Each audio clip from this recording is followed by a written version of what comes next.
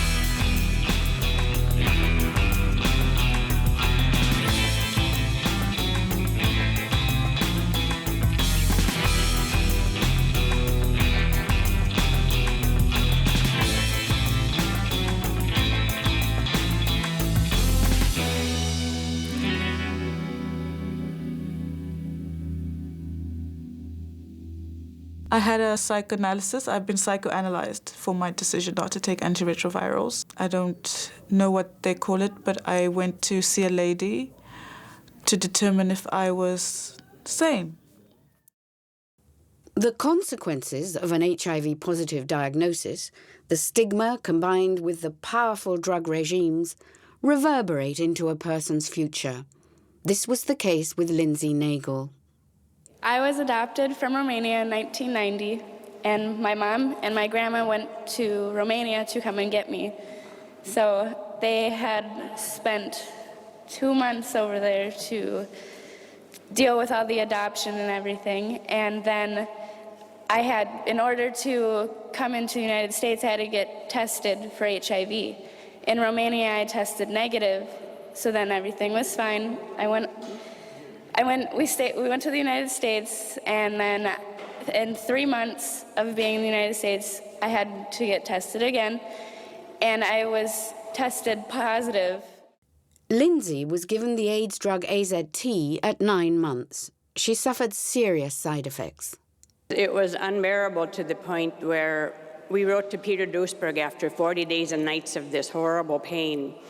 And he wrote back immediately and said, you must take your daughter off the AZT. That is why she's having the pain and all the problems. The mechanism of action of AZT is embarrassingly clear and simple. It is a terminator of DNA synthesis. DNA is the basis for all life on this planet. It's the central molecule in every living cell. The belief is that AIDS is infectious, that it's caused by HIV, and that you can catch HIV from somebody else. But many scientists and researchers disagree.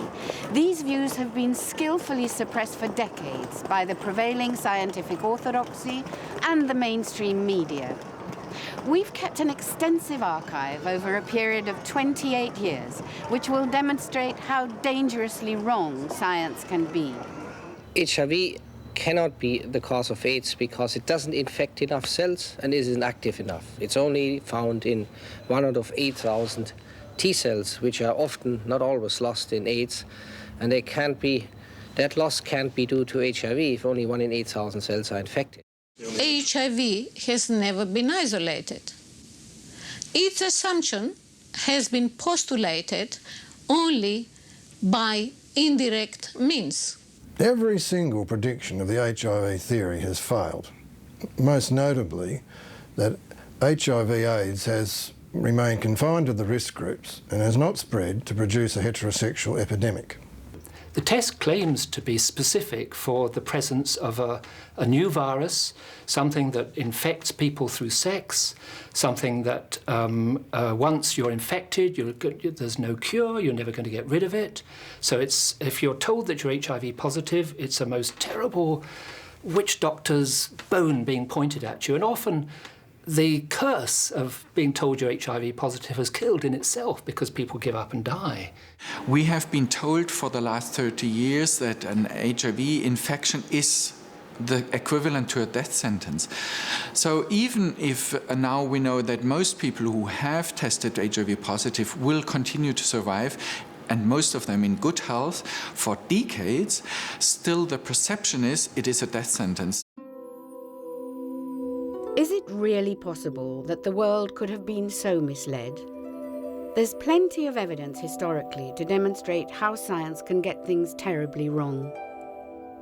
It took 350 years for Galileo's heresy to be pardoned by the Catholic Church for saying the Earth went round the sun. For centuries, those viewing the heavens thought we were part of the only existing galaxy, the Milky Way. But in 1924, when Edwin Hubble's powerful telescope came into use, it only took a year for 200 billion galaxies to be identified. In Japan, it took 30 years and teams of lawyers to dismiss in court the idea that a virus was the cause of SMON, a blindness and paralysis that by 1971 had affected 11,000 people and caused thousands of deaths. It was more convenient to call it infectious rather than toxic. Then no one could be blamed. It was only when Professor Tadao Tsubaki, in true detective style, tracked the symptoms down and found that this disastrous nerve damage was a toxic reaction caused by a common antidiarrheal drug that the infectious theory was dropped and the toxic reaction accepted. In the early 1900s, in the southern states of America, and in some areas of Europe, where poor families shared a survival diet of maize or polenta, hundreds of thousands of people developed severe skin rashes and dementia. They were imprisoned, thrown off ships, or locked in mental asylums for fear that their symptoms were catching. Many died. The condition was called pellagra, and once again, it was not infectious. But poor Dr. Joseph Goldberger, who'd noticed that nobody treating these unfortunate peregrines had become ill, and suggested it was not an infectious condition, but caused by malnutrition, was ridiculed for his views and died before he was vindicated. 5 years after his death, it was accepted that pellagra was not infectious, but caused by a vitamin B or niacin deficiency. Plague terror is very attractive. In the battle between what's infectious and what's toxic, the infectious hypothesis usually wins. Plague terror keeps people in order and raises enormous amounts of money. It is a deadly disease and there is no known cure. The virus can be passed during sexual intercourse with an infected person. Anyone can get it, man or woman.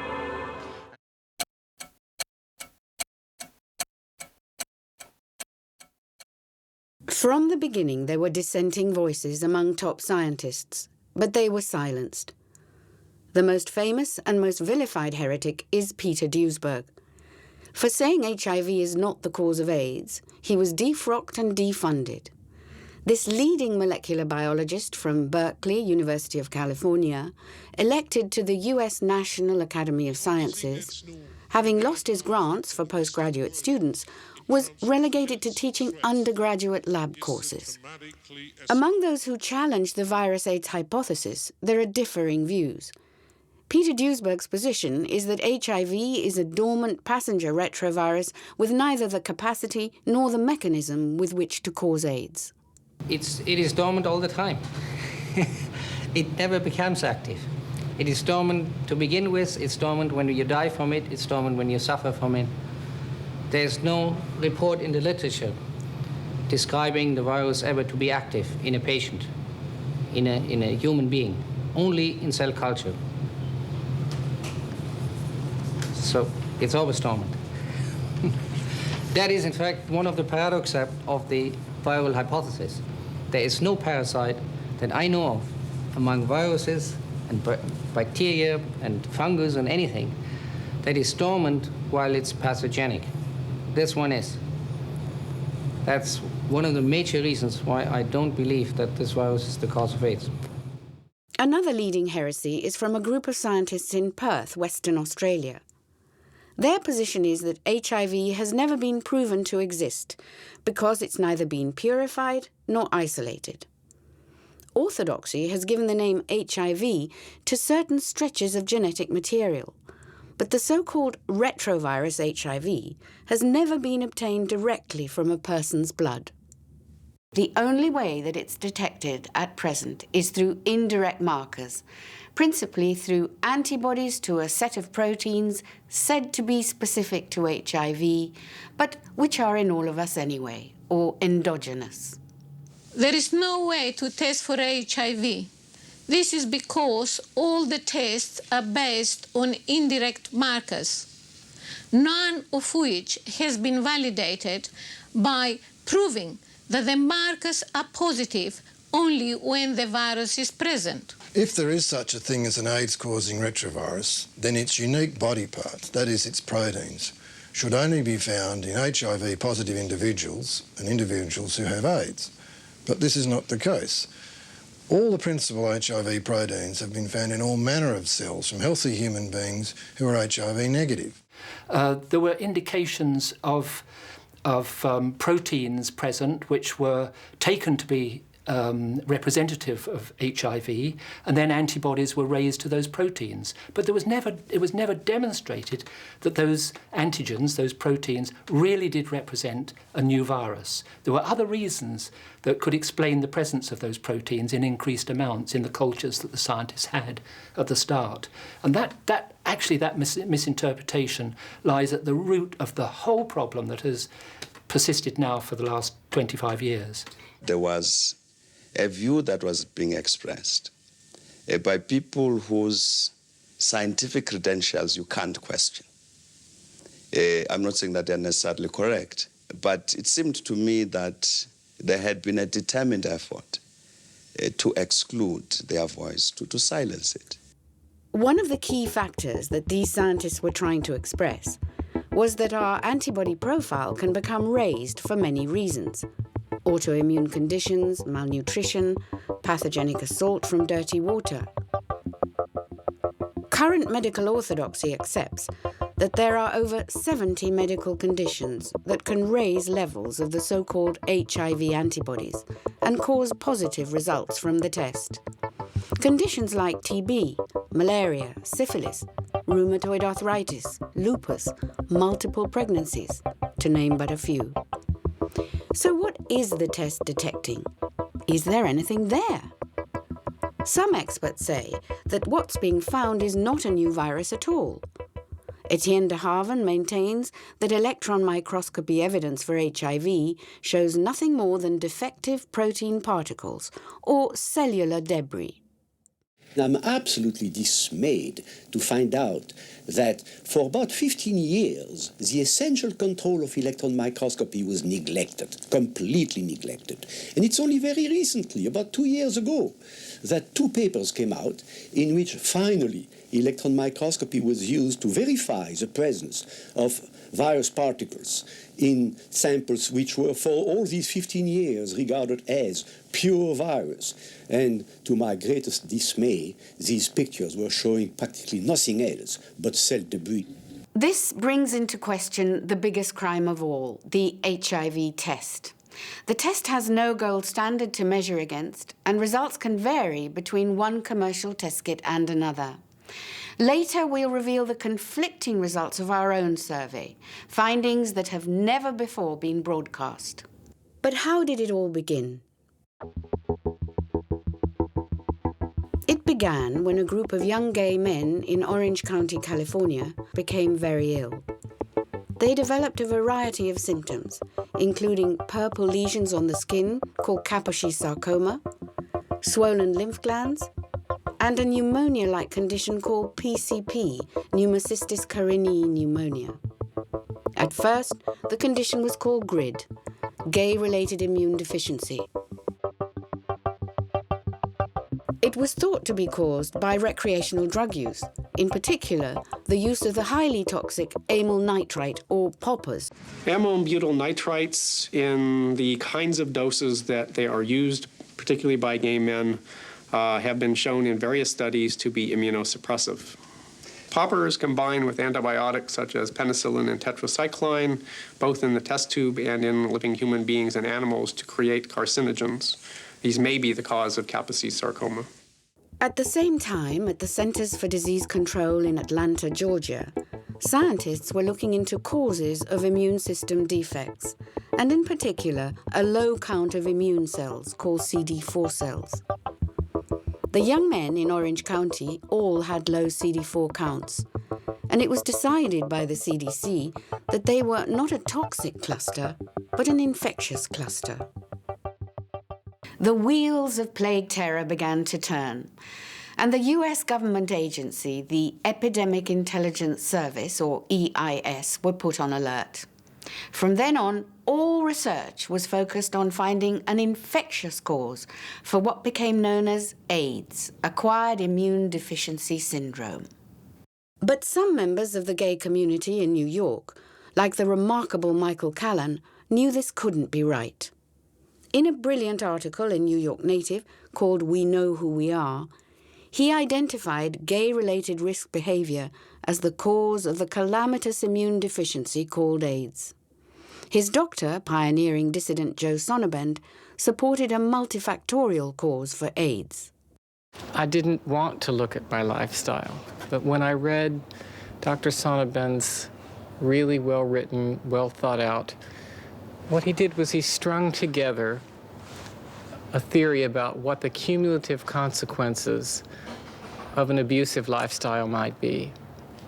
And I recognized myself in the portrait that he presented. And it suddenly occurred to me the fact that by the age of 26, I'd had hepatitis A, hepatitis B, hepatitis non-A, non-B, herpes simplex 1 and 2, Shigella, Endemia, histolytica, Giardia, syphilis, gonorrhea, nonspecific urethritis, venereal warts, CMV, EBV, and eventually cryptosporidium and AIDS. I simply no longer, once somebody articulated the perspective that the cumulative effect of that might be disastrous for my body, it became impossible for me to pretend that that disease history was irrelevant to the fact that I was sick. The only thing that's new in America, in fact in the Western world, in terms of health threats, is the dramatically escalating consumption of recreational drugs, which started after the Vietnam War and has increased over 100-fold in the last 10 years alone in the United States. It is a behavioral disease. It's not a contagious disease. It is a disease that is linked to drug abusers, intravenous drug users or oral drug users, and clinical health risk groups, like recipients of transfusions and hemophiliacs. I know personally now over 260 who have been diagnosed and died. And all of these people were addicts, alcoholics. I'm not talking necessarily about simple things like just beer or whiskey or marijuana or even heroin. I'm talking about drugs like ecstasy, Special K, MDA, and things of every poppers, these types of chemicals that stay in the body and that are not easily detoxified. And if people took a half a dozen of these things in the course of an evening, who knows what the interaction effects are? Who knows what the long-term effects of any one of them is separately? Because everybody's hearts went out to that community as they were suffering and so many of them died, it's almost like the red ribbon and the belief system that went with it became an icon of compassion. So that if you were a decent person, you labelled yourself with that that red ribbon, I care. And so that was also a factor that when any questions were raised about the science behind this, people said, you can't say that, you're a denialist, because it was as if you were inhuman to question a theory that had been adopted and accepted by the gay community and others. Meanwhile, virologists were busy virus hunting in their laboratories around the world, trying to find one that could cause AIDS. On one side of the Atlantic, at the National Institutes of Health, Robert Gallo was working on his family of HTLV retroviruses. On the other side of the Atlantic, at the Pasteur Institute, Luc Montagnier was working on a strain he called LAV, cultured from one of his patients. He thought this might be the cause of AIDS and circulated a sample in the customary way to fellow virologists, including Robert Gallo. And here's how the story goes. In 1984, Gallo took out a patent for the HIV test based on his HTLV3 virus. Montagnier thought Gallo may have used his LAV virus for the US patent. 7 years later, Gallo did acknowledge in a letter to the journal Nature that the French virus and his own were the same and blamed his error on inadvertent laboratory contamination. However, at the time, an acrimonious lawsuit was set in motion surrounding the patent for the AIDS test when the French sued the Americans. Was it accident or theft, as the French lawyers suggested in court? The whole episode appeared so unseemly at a time when people were dying around them that Presidents Chirac and Reagan were drawn in. They shook hands and decided further litigation would be inappropriate. They did a deal under which patent income from the test and credit for its discovery was to be shared between France and the United States. LAV and HTLV3 were dropped, and it was agreed that the virus was to be called the Human Immune Deficiency Virus, HIV. Health Secretary Margaret Heckler made the announcement to a packed news conference. The probable cause of AIDS has been found.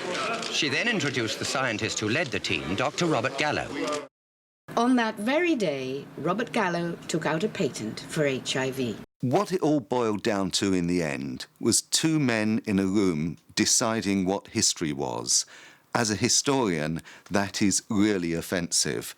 It was Gallo and Montagnier sitting together saying, OK, we'll agree that you did this if we can also agree that I did that part of the process. And then they signed an agreement as to what they said had happened. It was not actually what had happened, it was horse trading about what they could agree had happened for political reasons. Not long after that, we came on the scene, a small production company specializing in science and medical stories. A friend of mine, a drama producer called Carol Wiseman, was working with Michael Verney Elliott, also a TV producer. Michael was gay and was sure that gay men were being unjustly blamed for infecting the world with AIDS. So Carol sent him to me, and we met at Bertarelli's in Floral Street, Covent Garden, just around the corner from our offices in James Street. I had seen Michael Verney Elliott in the Meditel offices, and he'd given us something of a story about AIDS and contaminated blood. And we talked for a long time about this, and I thought it was good enough to at least do a bit of preliminary research. So I got some cash from Channel 4 and went out to the US to see if we could justify this story.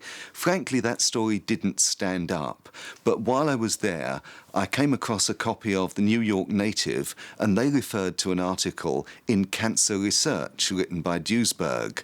And I just read through the article. I was bad company because it was so intellectually challenging. It was such an exciting read. It was remarkable to see a piece of work which so comprehensively and so thoroughly, in such a detailed fashion, attacked the prevailing view.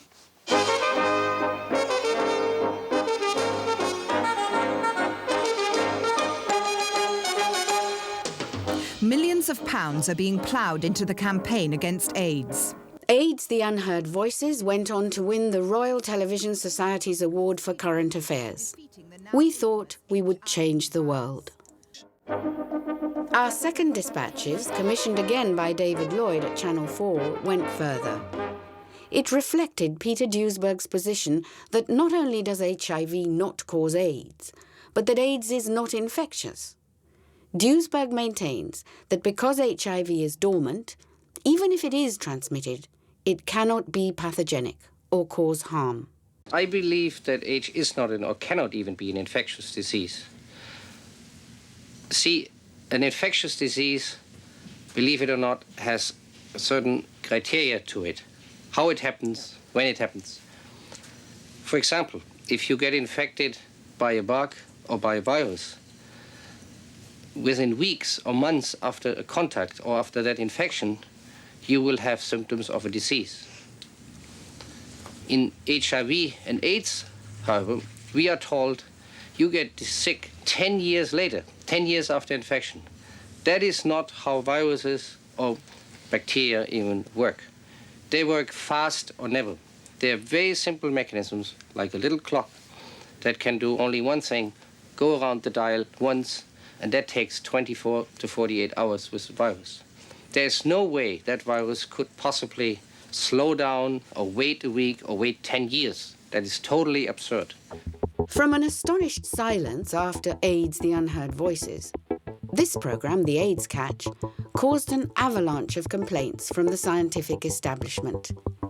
The AIDS barons, working with huge HIV research grants from the Medical Research Council, were not best pleased and aired their complaints in the newspapers that were happy to print them. Channel 4 and our production company were brought before the Broadcasting Complaints Commission and found guilty of being unfair in our treatment of the subject of AIDS. I remember Dispatch's editor David Lloyd saying, "It's like winning a football match 9-0 and being told you've lost." And all this time, young men were dying. They were told that if they tested antibody positive to HIV, they would certainly die, and they were given murderously high doses of AZT. None of those on the high doses survived. I think the central fact is that despite 5 years of AZT in trials and 4 on the open market, people keep dying in large numbers. And hence, it is clearly not as wonderful a drug or a lifesaver as it is made out. First of all, I think it's self-evident that our study does not provide the kind of benefit that everyone wished for. It can't be a secret that patients wanted something that would help them live longer. Unfortunately, it has not demonstrated that, and therefore this has to be unwelcome news. The effect of AZT on body cells as a whole is very deleterious because it prevents cells from replicating.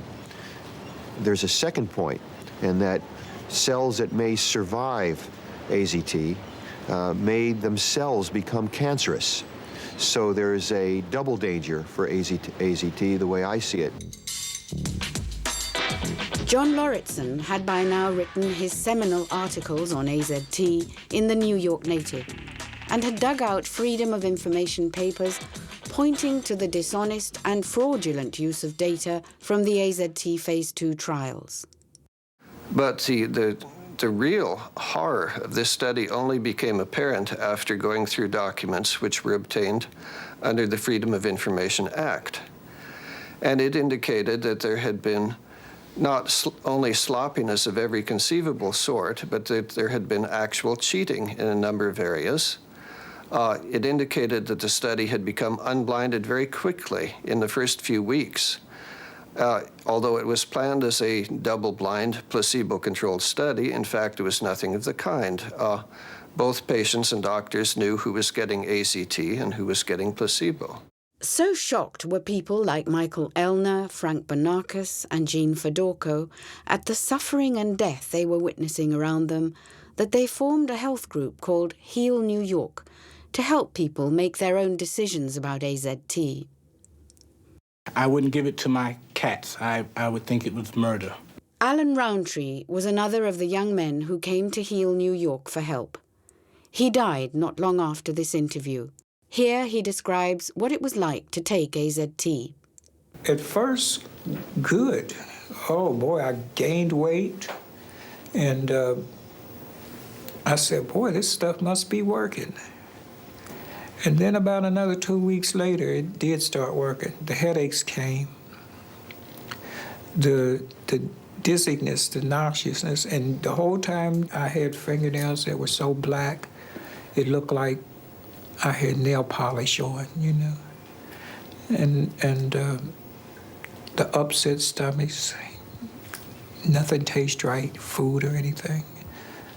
And the main thing of it, it'll affect you so where you couldn't listen to people because you don't want to hear them because you're hurting so bad. And it left me impudent. It destroyed my hopes for living, you know.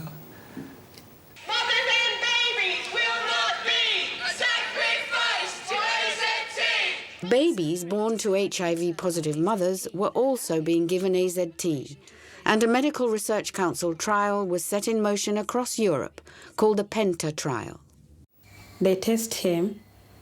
They will tell me the results in 1 month's time, but I'm worried he should be given the AZT treatment, and I need more information about it.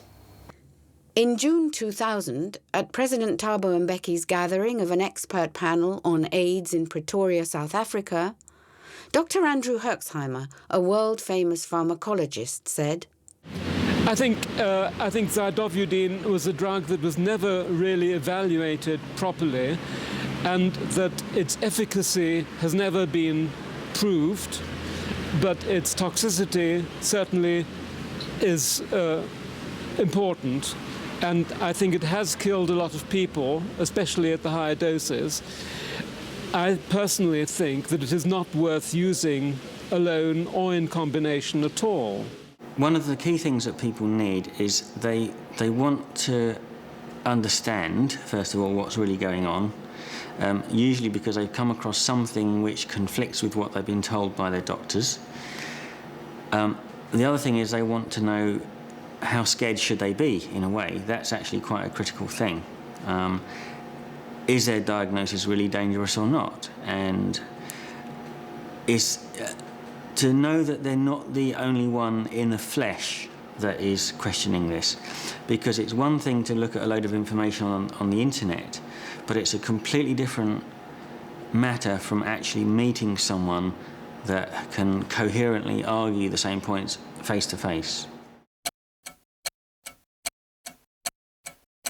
In 1992, something extraordinary happened.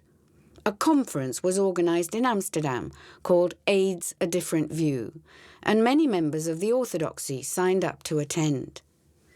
Joanne Sawicki at Sky News agreed to broadcast a news report from there. It was here that the now Nobel laureate, Dr. Luc Montagnier, told the world that you don't necessarily die if you have HIV. We are seeing people which have been infected for 9, 10 years or more, 10, 12 years, and they are still in good shape. Their immune system is still good.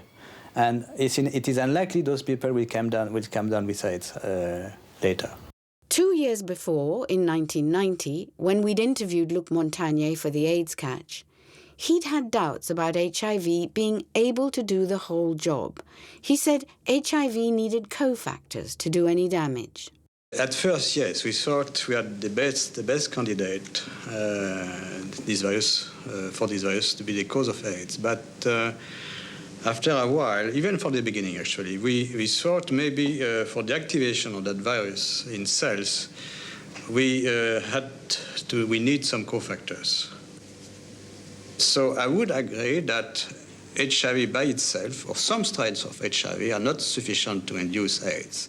In 1997, in an interview with filmmaker Jamel Tahi, published in Continuum magazine, Montagnier said that HIV had never been purified. Well, of course we looked for it. We saw some particles, but they didn't have the morphology of retroviruses.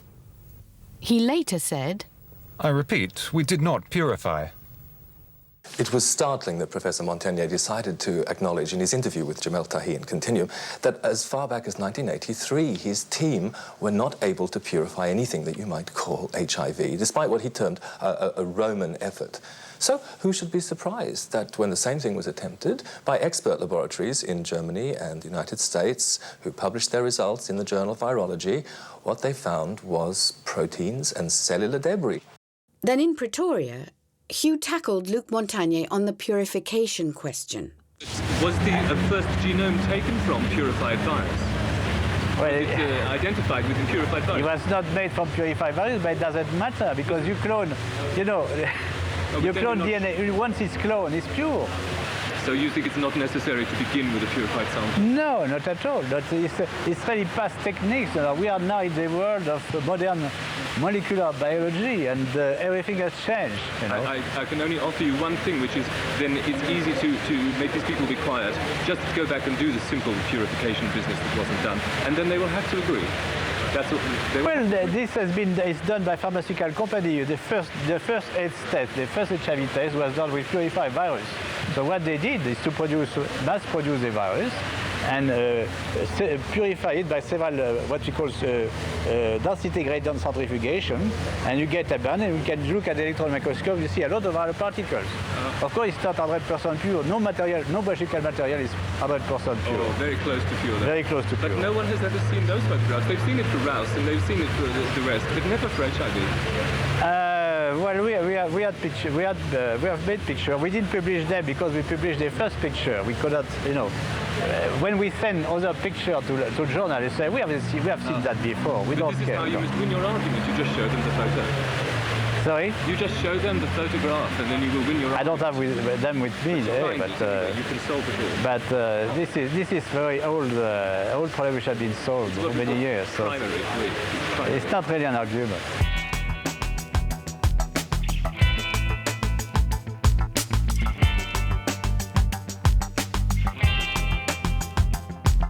If we don't need to purify anymore, and we don't need to isolate according to the previous conventions of virology, and we don't have a real picture of the retrovirus HIV, then what do we have?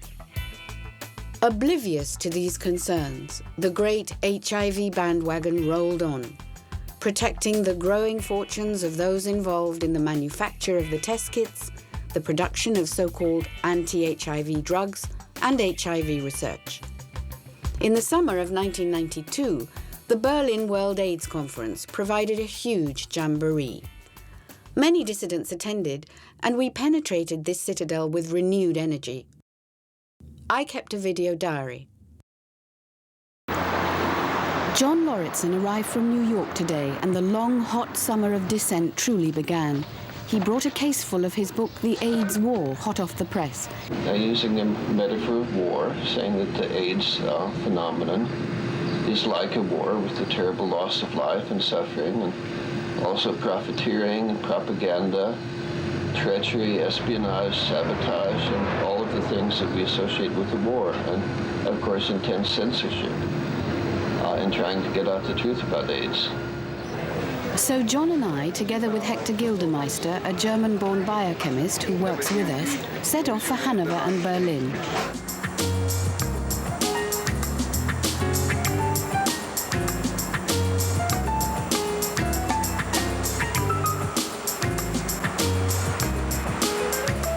We worked quickly to get our literature into the conference and onto the press racks as soon as possible. Robert Laarhoven from the Amsterdam group had prepared, with the help of Peter Rath, a formidable selection of dossiers. These included the journal Rethinking AIDS, from the Group for the Scientific Re-Evaluation of the HIV/AIDS Hypothesis, a group comprising 150 scientists and researchers, including a Nobel Prize winner. Our efforts were futile. Within hours, all the dossiers in the press lounge were confiscated by the organisers. Dr. Robert Gallo was there, accompanied by 3 bodyguards, using strong-arm tactics at what was no more than journalistic exuberance. It was possible for us to confront Robert Gallo and the panel during the press conferences. We decided this was the time to put some important points to Dr. Gallo. Question for Dr. Gallo.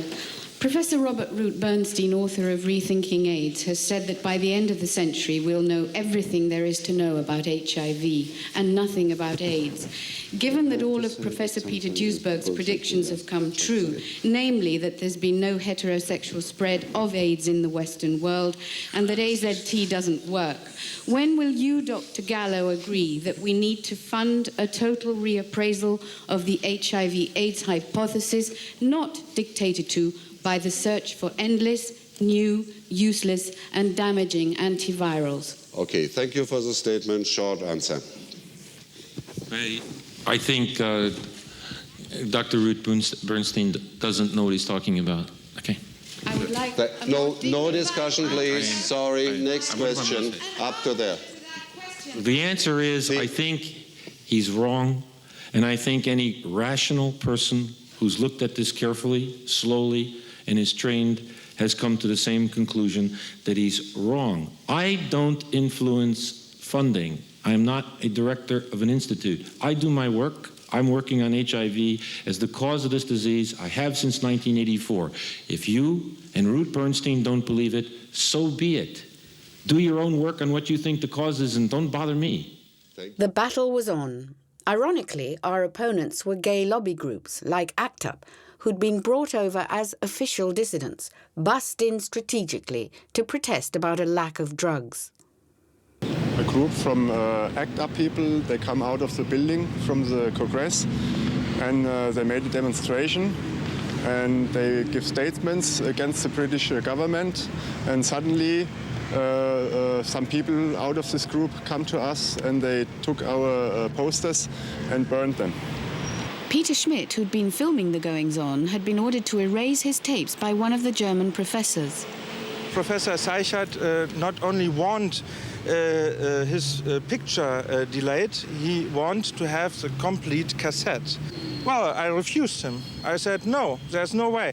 And so we only took out his pictures out of from the cassette. And they said that I had to leave on charges of trespassing. They took my press card and two policemen brought me outside the conference hall. And what did they say? That if I ever crossed this line, this line, I would be arrested. It became more clear to me that there is a very heavy censorship on dissident information, and I'm not afraid anymore to use words as AIDS fascism. Well, this is the first AIDS conference ever where there's a real presence of honest AIDS dissidents, those of us who are opposed to the basic AIDS paradigm, the HIV/AIDS hypothesis, and AZT therapy. At the same time, there have been shocking events at this conference, which means that the people in the AIDS establishment are afraid of free speech. The level of censorship was staggering. Celia Farber, John Lauritsen and Frank Bonakis were among those who stuck it out to the bitter end. I do get extremely despondent, and I've been feeling that. When I walk around here, I feel like this is so hopeless. What we are up against is a gargantuan, multi-billion-dollar infrastructure. And who do we think we are? Who do we think we are kidding? You know, I mean, but you have to just be Sisyphus, right? And keep pushing the rock up the hill and let it roll down again. There's no other choice. The only other option is to just turn around and walk away, which we're obviously, we know what we know, so it's too late to do that. I would like to ask Habermehl, are you willing to apologize for the horrible acts of violence that you have condoned and for the acts of censorship for which you personally are responsible? You owe me and many people an apology. Can you do that, or will you refuse to do so?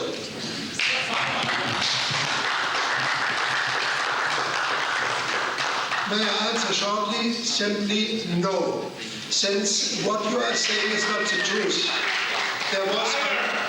At the opening press briefing, Professor Habermehl had described people who question the role of HIV as mentally disturbed groups. Celia Farber took up the cudgels, reminding the panel that many distinguished scientists are questioning HIV. Would you refer to Dr. Mullis, who's one of your colleagues, as mentally unstable, which is what you actually did? If you were not aware of this, now that you have been made consider an apology. It really was remarkably hard to have any impact. Seasoned journalists like Neville Hodgkinson, highly respected as medical and science correspondent for the Sunday Times, had in April 1992 written a front-page article about the AIDS blunder. But Neville explains how difficult it was to challenge such an entrenched orthodoxy. I've been astounded by this because I don't think there's ever been a story that I've been given the opportunity to put so much work in on, and in which we've so challenged the way that conventional scientists are thinking and arguing about something. Having worked as a medical journalist myself for many years, I think maybe you sort of start to identify with doctors and think that it's somehow irresponsible to say something that doctors don't say, and therefore you go along with it. But that's bad science. The consequences of this clampdown on any questioning of the HIV/AIDS hypothesis have been very serious. It's meant that, above all, the prolongation of errors that should have been picked up, and many scientists actually over the years have raised questions. Jad Adams, author of AIDS, the HIV Myth, when he addressed the AZT on Trial conference in London in the summer of 1993, echoed the frustration at the censorship and hostility surrounding any challenge to the infectious hypothesis. I've never done a story in which there was so much resistance to the story being told.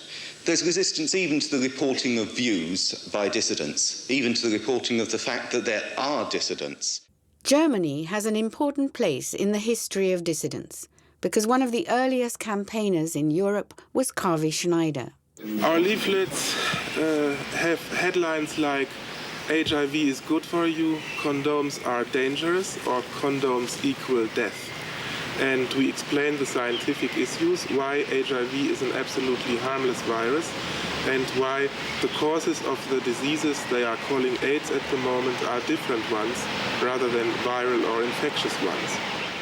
In Switzerland, Felix de Vries, Michael Baumgartner, Heinrich Kramer, and the late Professor Alfred Hessig of the Bern Study Group made important contributions. AIDS is certainly not a response to an infectious agent, the HIV virus. Primarily, it's a stress response with persistent formation within the body of inflammatory substances, which, if they don't stop and go on in formation, lead to death.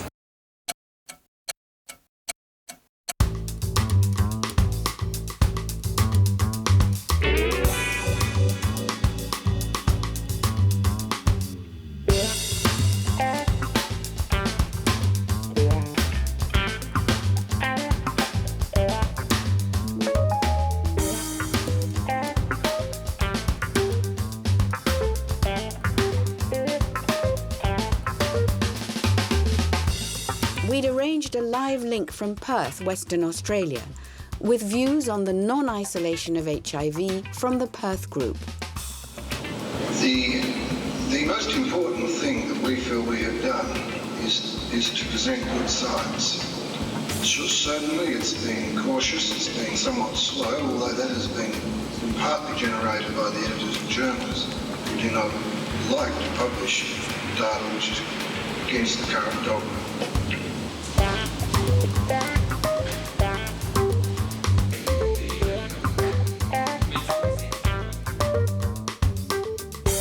During this time, the dissident groups were lodged at one of Geneva's best appointed nuclear bunkers. Look at them, look at the hands and the rainbows and it's outrageous because this is the most powerful industry on the planet, is the pharmaceutical industry. And the idea that they would put out these kinds of images as if they're all touchy-feely, as if they're a bunch of sort of hippies or something, as if what they're about is love and compassion. I mean, it's disgusting and outrageous. It'd be funny if it weren't so tragic. I mean, AZT is a debacle well known to all of us, but now it's happening with protease inhibitors and cocktails. I mean, if you're lucky, you get raging diarrhea only. people in the States now, I don't know if this is happening in Europe as well, but I'm sure it is. The latest thing is these humpbacks, where they're getting these bizarre, the drugs are causing metabolic disorders, so they're getting very bizarre fatty deposits and these big humps on their backs that are so big that they can't even move their heads, and paunches like this, and the women's breasts are coming out to here, and they're going up from like 10 dress sizes. Literally, just insane mutations of the body. AIDS itself, the whole way it's being presented is actually pornographic in the broadest sense of the word, meaning there's really no respect for humanity. I mean, you know, sex is completely taken out of the realm of any feeling or any tenderness.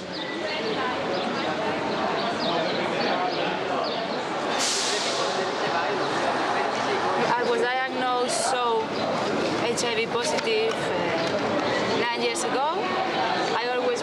I never tried any medicine because I was strong from the beginning. I didn't want to take any toxic drugs, official toxic drugs, and it worked very well. I never developed any disease or anything. I've seen many friends who took it dying, and I got the strong belief that this is just a social madness. After the press conference, Hugh Christie tackled Robert Gallo about the HIV test and why a version called Western blot is being used as a confirmatory test in the United States when it's been dropped in England by the Public Health Laboratory Services because of its unreliability. Sometimes we had Western blot positive where we couldn't isolate the virus. So we got worried and felt that we're getting false positives sometimes, so we added the Western blot. That's all I can say. It was an experimental tool when we added it, and for us, it worked well because we could isolate the virus when we did. Well, what do you say to those people then who did that on the Sunday night, the session here about non-isolation of HIV, who claimed the criteria not being fulfilled? I mean, just tell us what the right criteria for virus isolation should be. I mean, you're isolated in culture, you take blood cells and you co-cultivate with another cell, you transmit it and show that the virus is transmitted. If you want, you can spend a lot of fortune and take electron microscopic pictures, which we did at the beginning, and which other labs did at the beginning, which are hundreds of those. Oh yeah, of course. Yeah. There's, I would say by now thousands of pictures of HIV. So I know which way you're barking, and I know that therefore you're a Duisburgite. No, you know what I heard. All you know is what I heard the other night. Well, you caught it, but why would you be interested in this nonsense? Because we dropped the Western blot. Banded material 1.16. Well, you can look at banded material. It's obvious retrovirus. Do you know what retrovirus looks like? Well, if it's 1.16. Now you're talking to me like you said you didn't understand before. Now you understand. I'm a quick learner. Keep going. Well, no, I didn't tell you anything about 1.16. I was there Saturday, Sunday night. It doesn't have to be banded at 1.16 to take a picture. Anybody can see a retrovirus and tell. You band it at the beginning because you concentrate it. And if it has a density of 1.9, say that ain't a retrovirus, you got lead in your pants, okay? Failure to isolate virus particles directly from patients with AIDS or at risk of AIDS means the theory that the syndrome is caused by what we're told is HIV remains unproven to this day.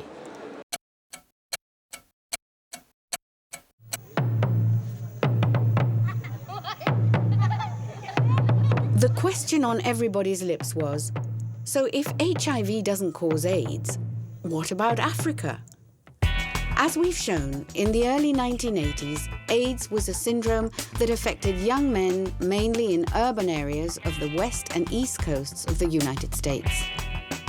The risk groups were originally known as the 4 H's: heroin users, hemophiliacs, homosexuals, and Haitians, because to be Haitian was in itself an official AIDS risk, until the Haitian president complained to the US government. But the official number of AIDS-defining conditions, as decreed by the US Centers for Disease Control, increased from the original 2, Kaposi sarcoma skin lesions, and the quasi-fungal pneumonia, called PCP, to a total of 27 different conditions. They include candidiasis, cervical cancer, tuberculosis, recurrent pneumonia, and wasting syndrome. So when more and more people presenting with these known conditions tested HIV antibody positive, then more and more people joined the ranks of those diagnosed with AIDS, or the more convenient newly coined condition, which helped bump up statistics, HIV disease. But poverty, malnutrition, and dirty water remain the greatest cause of disease and death today. In Africa, almost 50% of the population has no access to clean drinking water. It means the people get their water from a dirty water hole, and by definition the water holes are deeper than the surrounding environment. So by definition, if an animal drinks from water and defecates at the same time, the feces will end up in the water, they will run down in the water.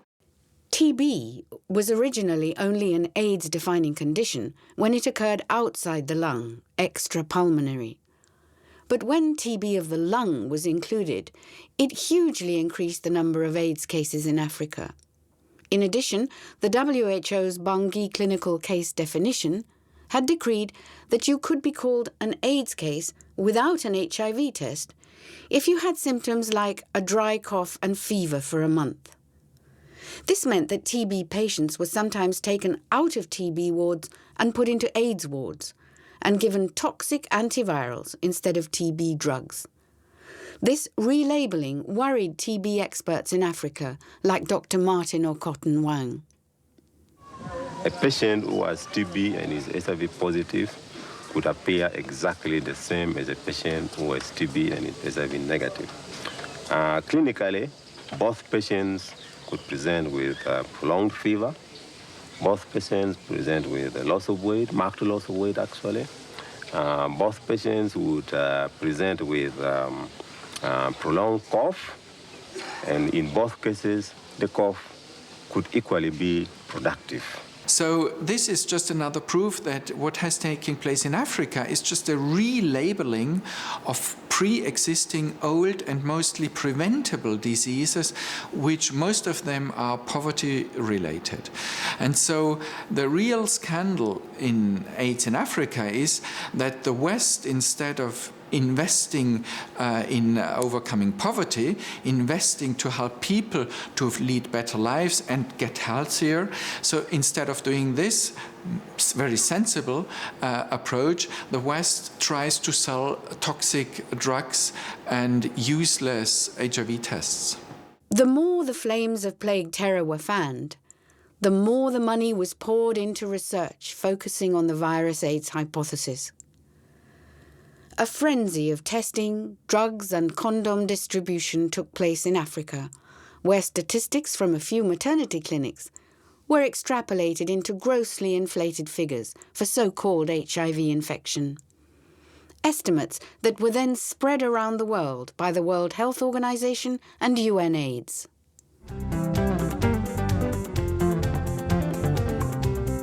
In 1993, we went to Africa on a research trip and were later commissioned by Channel 4's dispatches to make the documentary AIDS and Africa. We filmed in Uganda, Tanzania, Cameroon and Côte d'Ivoire. Everywhere we went, we met with poverty, malnutrition and contaminated water supplies. Nowhere was it possible to compare figures for deaths before and after HIV appeared on the scene. Deaths were simply not reported, particularly in the rural areas, and records not kept. People are trying to make a way of living out of this. You know, they think that if they publicize it and they exaggerate, they might win sympathy of the international community and we get aid, or rather get assistance from the... We need assistance, but not through the other way. I mean, not through bluffing people, that the people are dying at the rate which is not true.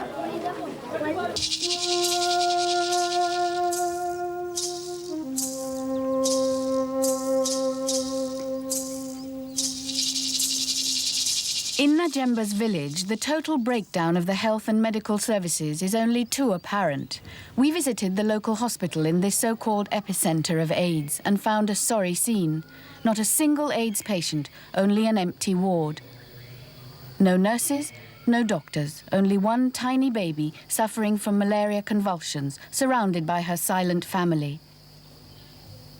We then found the only member of staff who got up from her sickbed to speak to us. I work as a midwife, and I also help in the treatment of other patients. How do you feel? Now I'm sick. What do you have? help malaria. Lack of staff and medicines at these local hospitals and dispensaries has meant that sick people simply stay in their own homes. From both my literature review and my personal experience over most of the AIDS, so-called AIDS centers in Africa, I can find absolutely no believable, persuasive evidence that Africa is in the midst of a new epidemic of infectious immunodeficiency.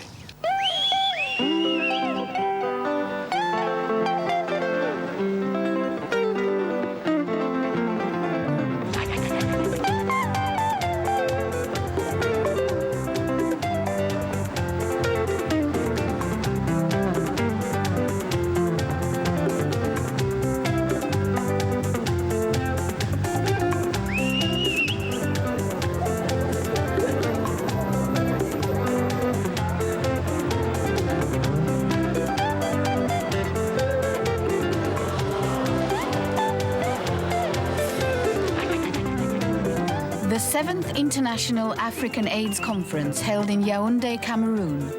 Here, the emphasis is almost exclusively on controlling AIDS by controlling the sexual spread of HIV.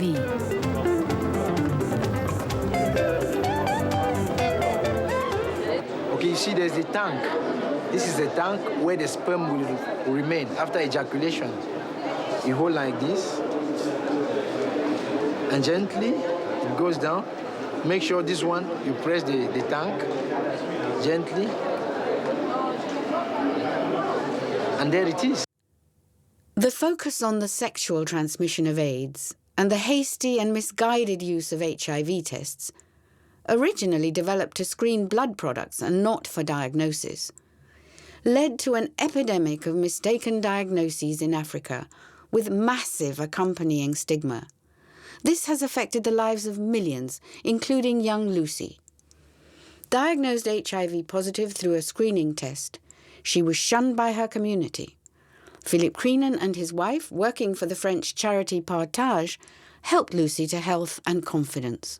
It's very seldom you see people who have been stigmatized with AIDS who are not dying a few months later. So Lucy was one of the first persons who, because we didn't support the AIDS tag on her, recovered and was the proof to the community that you can recover from such episodes. Ninavyofanya kazi na ninavyojisikia hali yangu ni nzuri kama mwanzoni nilivyokuwa kabla sijaumwa. What would you like to see happen? Labda nategemea hapo baadaye kuzaa watoto. In 3 successive tests, Lucy has now been found to be HIV negative. It was now time to further investigate the HIV test. After all, to this day, HIV has never been found directly in human blood. It's claimed to be identified through indirect markers, antibodies to a set of proteins believed but never proved to be specific to it, and strips of genetic material believed to belong to it, the so-called viral load test. Multiple cross-reactions with other conditions and inconsistencies between one test kit and another were already providing strong indications that something was seriously wrong. Given the death sentence attached to an HIV-positive diagnosis, we decided to conduct our own experiment, to investigate the reliability of the HIV test. The reference laboratories for University College London's medical school processed our blood samples. David Lloyd at Channel 4 agreed to give us development money. We consulted the Perth group about finding our blood samples. They knew that people with inflammatory autoimmune conditions like lupus and rheumatoid arthritis could produce high protein levels in their blood, called hypergammaglobulinemia, which could result in a positive HIV test. They also knew that antibodies generated by TB, candidiasis, malaria, and as many as 70 conditions, including even pregnancy and flu vaccinations, could trigger positive results, as could the blood of IV drug users and alcoholics with hepatitis. University College London's medical school helped fly our TB and malaria blood samples from Africa and provided our lupus samples. We also included blood samples from 5 volunteers who had tested antibody positive in the past and 1 gay man, Peter Nichols, who feared he could be positive because of multiple partner risk activity. Peter's conflicting test results were to prove the most astonishing of all. In this exercise, we had 26 blood samples. At the time, there were 20 competing commercial test kits on the market. We chose 3 well-known ones. For absolute objectivity, we asked Dr. Andrew Taylor of the Robens Institute's laboratory at Surrey University to coordinate our sample testing. At that stage, we didn't know which reference laboratory he would choose to perform the HIV ELISA antibody test. Dr. Taylor code-numbered the samples on the first run and then, to blind the study further, gave a second batch of the same blood samples a new number for a second run. After being sent to University College London's virus laboratory, we received the results from 2 of the test kits. These were consistent and unsurprising. But what about the 3rd test kit? When these results were finally sent to us, we discovered that 19 of the 26 blood samples, including patients with TB and malaria that had tested negative before, had now tested indeterminate. That's in the grey area, or no man's land, between negative and positive. Some of them were on the verge of positive. Laboratory guidelines state that these should be retested.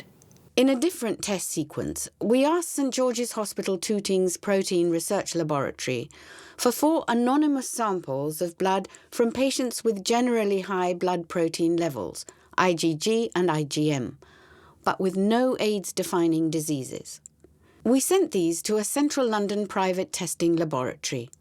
1 of the 4 tested definitely HIV antibody positive. Remember, these were patients who had no AIDS-defining conditions.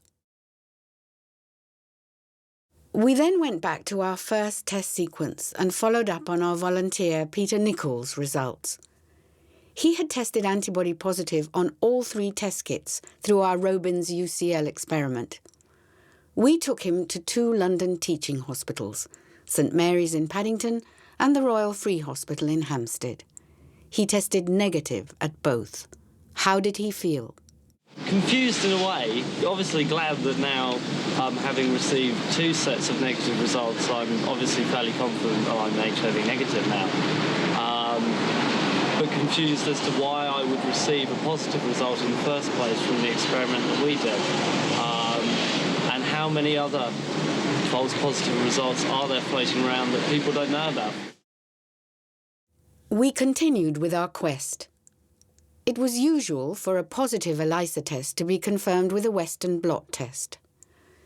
Dr. Philip Mortimer, then head of the Government Public Health Laboratory Services, or PHLS, had been concerned about the reliability of the Western blot test. He recommended a double ELISA and dropping the Western blot.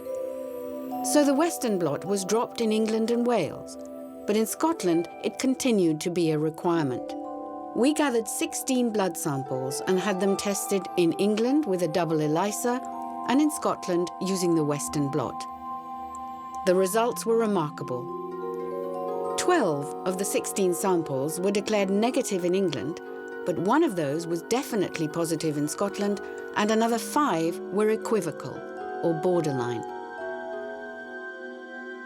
So of our total of 42 blood tests, 25, over half, produced contradictory or anomalous results.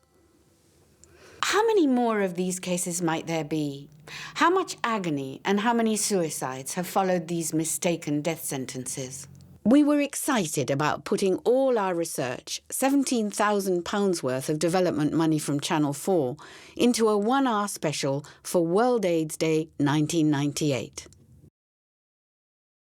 But to our utter dismay, it was cancelled. There'd been a change of schedule.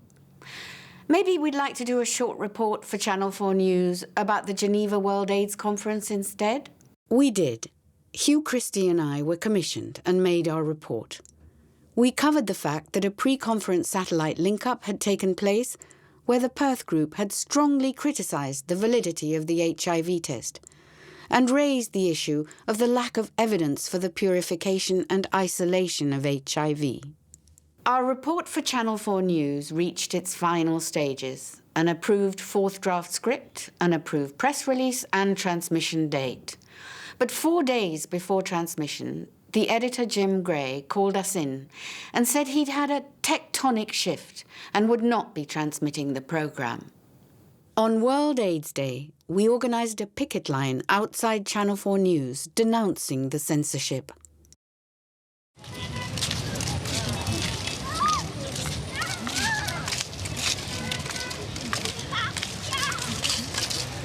Our anger mounted as we learned of the way Western pharmaceutical companies and the media were targeting President Thabo Mbeki in South Africa and his stand against the distribution of potentially toxic antiretroviral drugs to pregnant women who had tested antibody positive.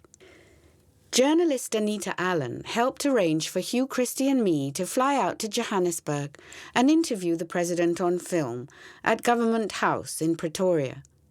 The night we arrived, we met with senior members of the African National Congress at Anita's home. We had Snatsumanyama, ANC head of the presidency and communications, a wonderful man, just wonderful. And he was very, very impressed. And he left. When he left, he said, "I am invigorated. I'm taking your energy with me to the president." It was almost impossible for me to believe that we were really going to be favoured with, and it is favoured with, an interview with the president. And there came a moment when we were told that we had been selected.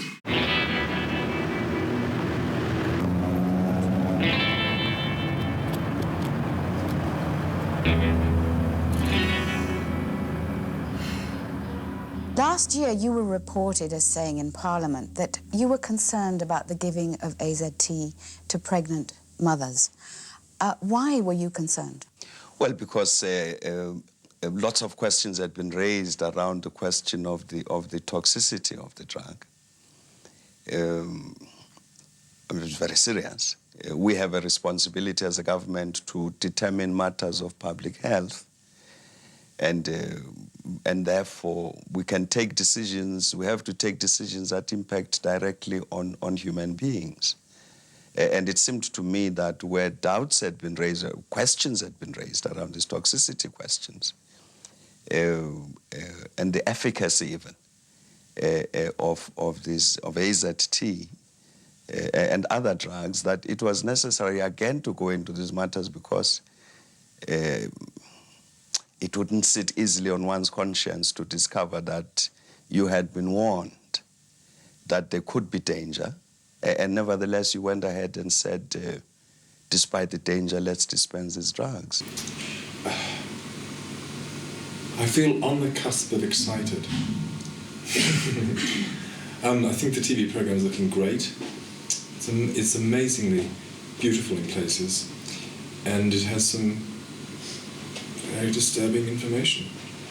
And it's going to be seen by many people who need to see it right in this region.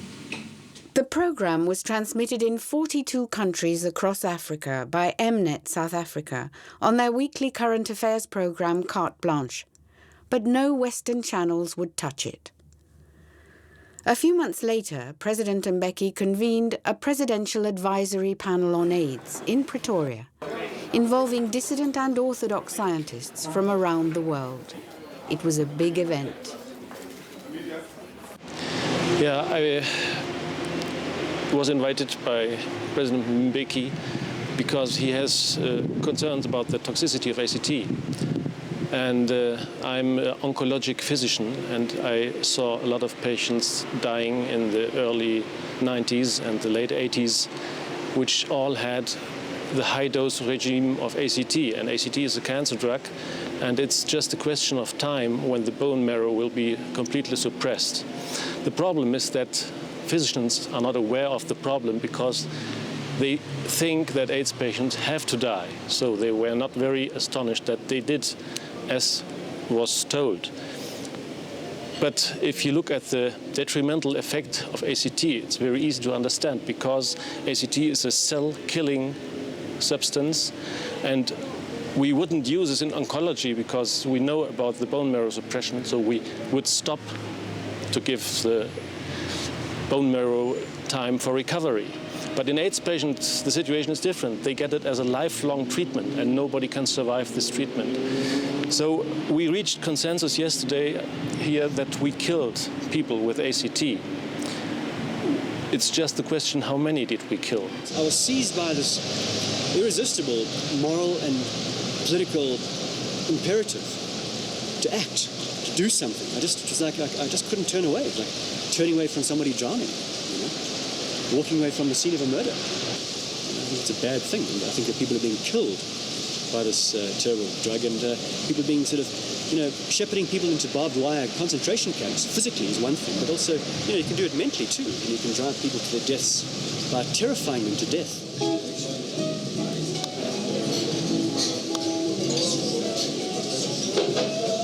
I think it was very good. It's going to be from different angles. What I think is going to be very difficult is to come to some definitive agreement. The only thing that we can agree at the end is that we don't agree.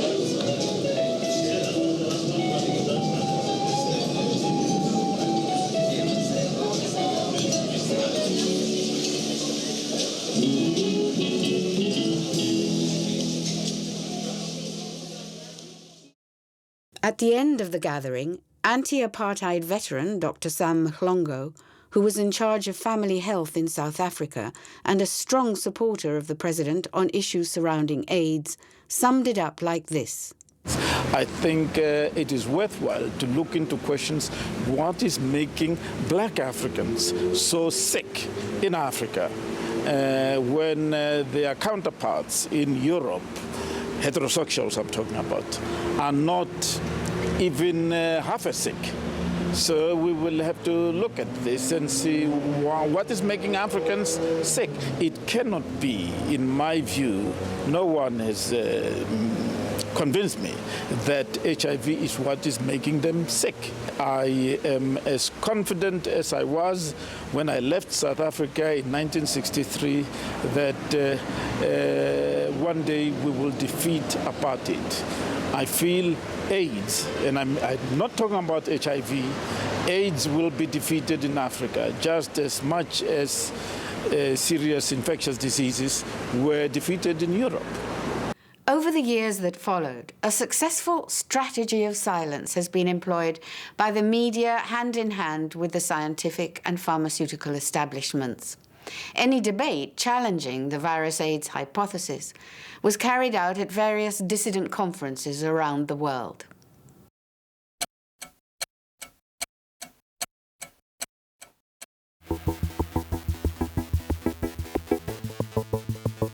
In early 2000, the number of young intravenous drug users in Russia was escalating at an alarming rate, and many were testing HIV antibody positive. Now we give the word to Nadezhda Khramova for the first presentation of our conference. Members of the All Russia Parents Forum, including members of the Russian Orthodox Church, became concerned that huge amounts of money were pouring into the country, much of it for so-called safe sex education programs, often involving drama groups from Western Europe, enacting simulated sex and condom use in front of children as young as 7. The forum convened a conference in Ekaterinburg, a city in eastern Russia in the Urals, to extend a hand to the dissident scientists. Anthony Brink was one of the key coordinators with Western countries. Hello, and thank you for being here for so long today. Christine Maggiore offered reassurance and support at the conference to young mothers who, because of their positive status, were being forced into taking toxic antiviral drugs and told not to breastfeed or their children would be taken into care. Christine, who ran a well-known dissident pressure group, Alive and Well, had had conflicting positive and negative HIV test results over the years. In Russia, she was healthy and well, and full of plans for the future. But a few months later, she developed pneumonia and died.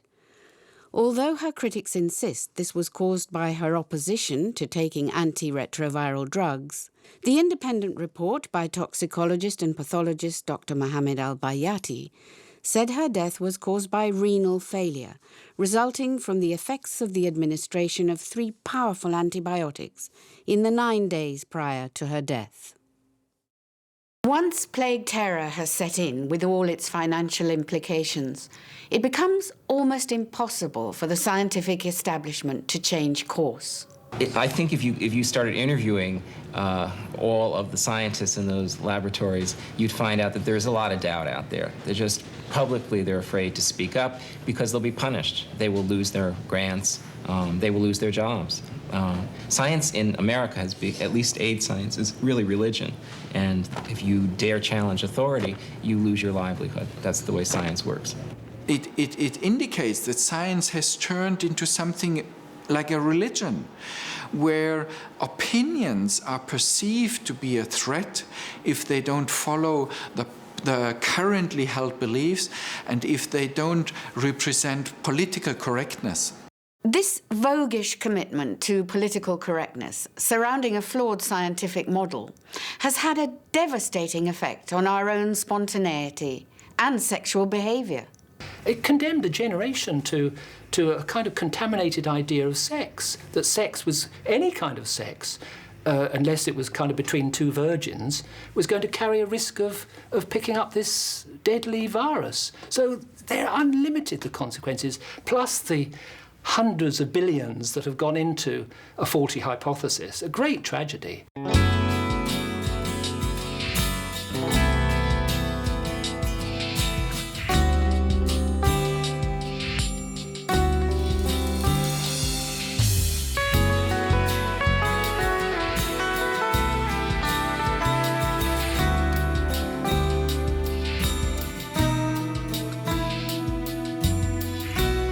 Because in 1997, I was diagnosed as HIV positive. That's my case and my story.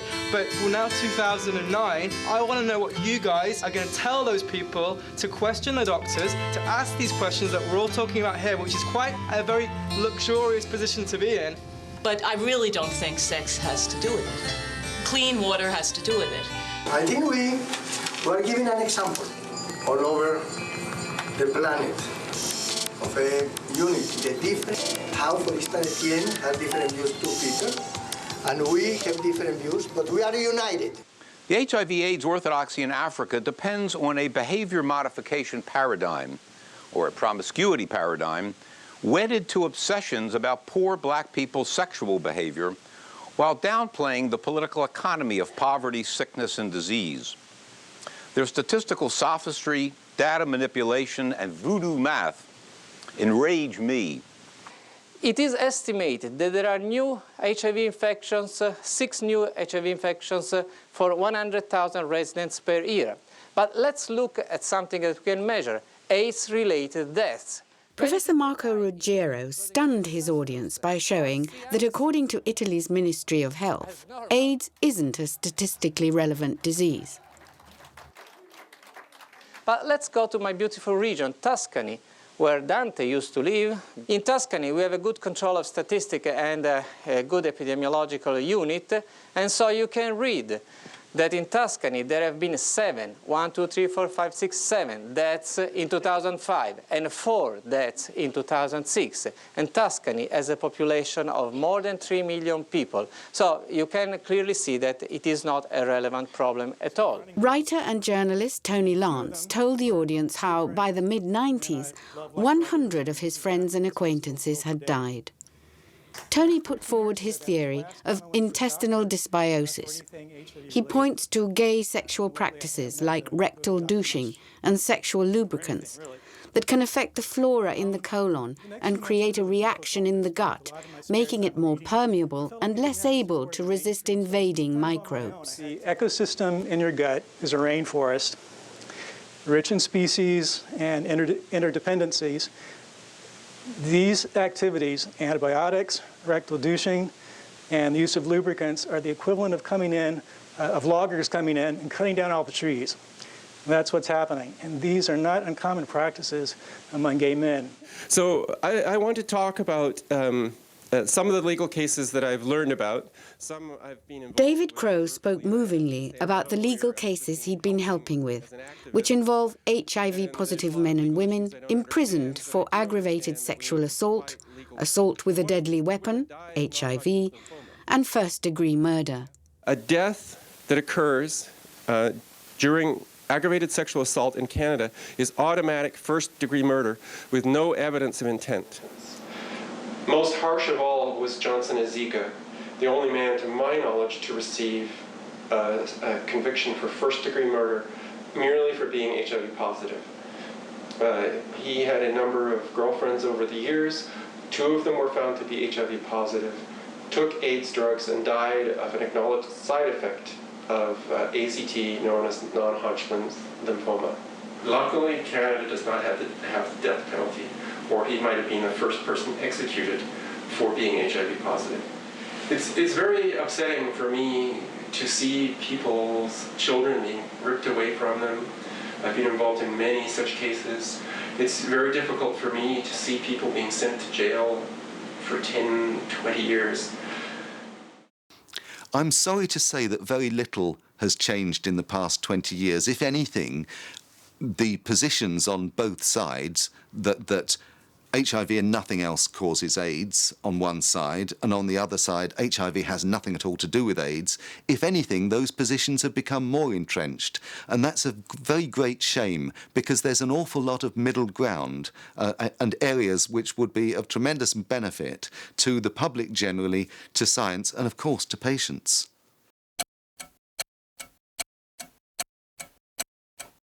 The summer of 2010 saw the dissident conference AIDS Cui Bono in Vienna at the same time as the World AIDS Conference.